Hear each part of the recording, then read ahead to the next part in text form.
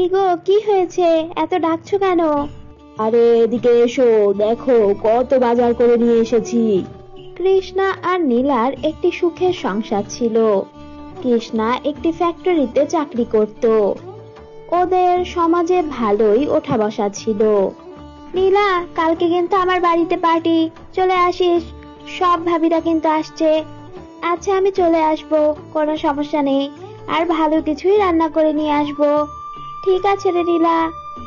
নীলা আর ওদের প্রতিবেশী বৌদিরা মিলে প্রায়ই পার্টি করত। সবাই সবার বাড়ি থেকে রান্না করে করে নিয়ে যেত, আর সেখানেই ওরা খাওয়া দাওয়া করত।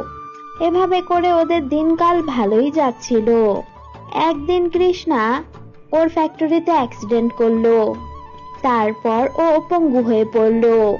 এখন আমাদের সংসার কি করে চলবে নীলা? কি করব কিছুই